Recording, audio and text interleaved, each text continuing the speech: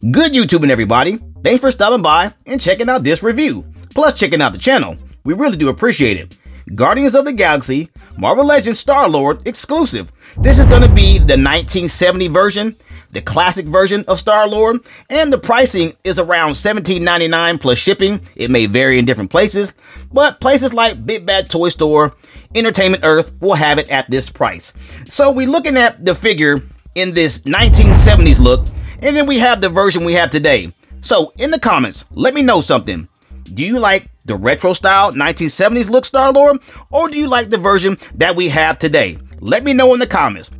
So let's go ahead and roll them off the stand, and let's get started. Okay, so let's take a look at the box. All right, you're gonna have that traditional Marvel Legends series box, of course. This is gonna be the classic logo of the Guardians of the Galaxy there, right? The Marvel Legends black. You see the figure on the front here, Star-Lord. Of course, it's in a pose with his blaster and the sword. Guardians of the Galaxy there. Of course, the classic 1970s version. You see the artwork there. Marvel Legends, that's that classic artwork of the comic. And then you see on the side panel here, Marvel Legends series, and the figure in a stance with some of that blue swoosh of comic artwork in the back, right? And if you look on the back of the packaging, you see Star-Lord Marvel Legends series, and you see the accessories there with the sword and the extra pair of hands, but it doesn't show the blaster in that kind of pack right there. But you see the figure in a stance with the swoosh of artwork. And if you want to pause that, you can read it, and we can get to talking about it. But that is gonna do it for the packaging. Okay, so let's measure him up. All right, inches. Let's see on the inches. He'll be right at, on the inches, right at 6.5 inches. Okay, if he's at 6.5, he'll be sitting at 17 centimeters. Okay, a little under 17 centimeters. All right, there he is. Okay, so let's go ahead and size him up. We'll scale him up with Juggernaut. Always a great scale with this guy. This dude scales great with figures. And we'll do another figure. We'll do Iron Man. Okay. All right. Looking at all three. Looks pretty decent. Scale fits. And the Juggernaut, like I said, always does well. Iron Man looks good too. Star-Lord looks great. Okay. You get the idea. Okay. So let's check out his accessories. Check out this piece count. Looks like on the piece count, he has 4 on the piece count. Okay. We'll start with his blaster first. Okay, this is just basic gray plastic. You have a mold and some detail, right? Nothing crazy to it. You got a grip there, right? Some grooves here pertaining to his blaster. Nothing too crazy. All right, we see it. Okay, let's go to his sword, right? You have the gray plastic, very flexible, and is a mold there all the way. And you see the handle in gold color. You have some handle grip there. There goes your protection for the fist. And you have a little bit of detail, right? Not bad. And there's your sword. Okay, let's go to the pair of hands. We'll have the one where he holds his blaster. You can see how the finger is going to be on the trigger. You have basic gold plastic. And you have some grooves pertaining to his hands, right? And it also has a latch system with the peg that goes inside, right? Pretty basic, nothing wild. You see it. Let's get a little close up there. That way you can see the mold. All right. Got it? All right. Okay, so we have the fist. Same concept. There you go. In the fist position. Grooves, mold, cuts. Not bad on the cuts. You don't have any plastic fraying away. So the cuts are pretty decent with the gold. Okay, and the latch and the peg. Right? Pretty basic, but still great for the figure. And that will do it for the accessories. Okay, so let's check out the sculpting and the paint scheme. All right, we'll start with the head first, of course, like we always do. Starting with the head, you see the mold there. You're going to have your helmet, the facial structure, the eyes, of course, and you see the helmet on the bottom here, of course, right? Okay, so looking at the paint on top, they could have that kind of metallic finish to it. All right.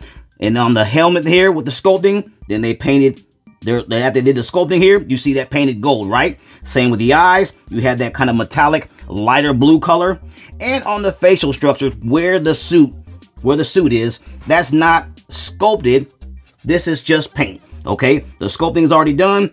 Usually you have a separation between the face and the chin, but that's just paint itself, and that's blue color paint, right? Okay, facial structures, there you go. You see the nose, mouth, and the chin sculpted, and the lips as well. You do have some facial features on the cheeks, and you see some on the chin there toward the lips where the nose bridges and everything. That looks pretty good. Not bad. Okay, sculpting on the neck with the painted blue.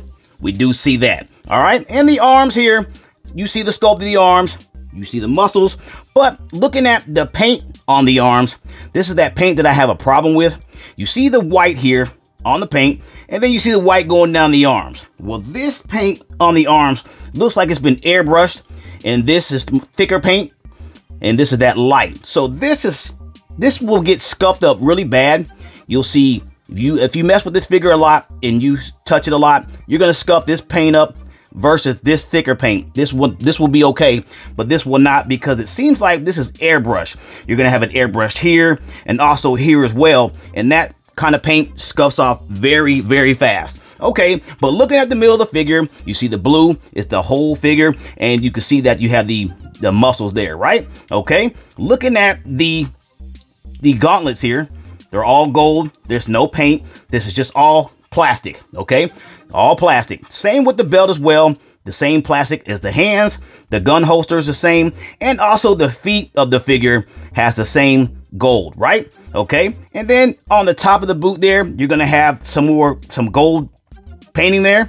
And that kind of paint is the same as the paint here. It looks like it's been either airbrushed, but it's that paint that will scuff off. And that's not good. We don't like that. Okay. On the back of the figure, thicker paint, white. That's great. But like I said, on the sides here, you're going to have that paint that scuffs off. But looking at the figure itself, it looks pretty good. That retro 1970s look of Star-Lord, not bad. Okay. All right, so let's do this articulation. Let's check it out. We'll start with the head first. Head is on a ball and socket.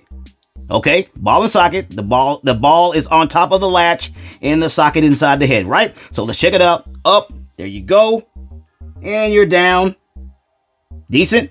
There's going to be limited motion on the tilts on the heads because of the latch and ball and socket. They do restrict that. So if you want to have any movements in the latch to make the tilts on the heads, you're going to have to take it off the ball some and then do it for posing reasons. Okay, but we see it. Let's go to the arms. Arms are on a latch system as well, and they do rotate around. This is very stiff. It needs to be heated up, but they are on the latch system with the flies, and they do rotate. Okay, bicep swivel is there. We have it. And the double latch system in the arms is there as well. Okay, right? We've seen the hands that we know that they're interchangeable. We've seen the latches. So we know they rotate and they have their own latch in the wrist, right? And that's the same on both sides. In the middle of the figure, you have that block system where the figure crunches and it has its outer, right? You see that the gap there, don't like that much, but that's what Hasbro does. The belt here is PVC. The holster is flexible, and we see that there. And by the big diaper, you see that big diaper? We do have the rotations right by the diaper that goes all the way around. That's great. Okay, and looking at the fly system, it's on dumbbell flies on the legs. There you go. And if you look at the thigh swivel, it's there as well. And then we go down to the legs. You do have the double joint system right here, double lash in the legs, but you will have some restrictions due to the muscles in his legs. But the double lash is there, okay? Looking at the calf, you see the calf, you have rotations there by the boot. And if you look at the feet, you have the latches in the feet, and it's on a rocker. You see the rocker there where the feet rock. Okay, that's the same on both sides of the figure. All right, not too bad on the articulation. A little bit of limitations on the head, but that's it. Okay. Okay, for the pros and cons, we'll start with the pros. The pros, it looks good. The figure looks great, classic 1970s look.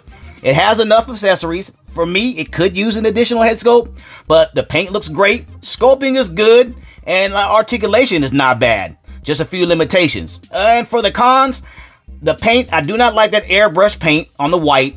That scuffs very easily. You can't play with it as much because it rubs off. Do not like that. Like I said, the limitations in the head is a little nitpicky, but I don't like that as well. But that's about it on the cons. For me, I'm gonna go ahead and give it a 4 out of 5. Guys, let me know what your stars are. And you guessed it, you can get it at BigBagToyStore.com. Just check out BigBagToyStore.com. So what are you waiting for? Check them out. And this brings us to the end of our video. If you found the video informational or you just simply enjoyed watching, please hit the like, comment, share, and subscribe button. And as always, this has been another toy review. Thanks for watching. See you in the next one.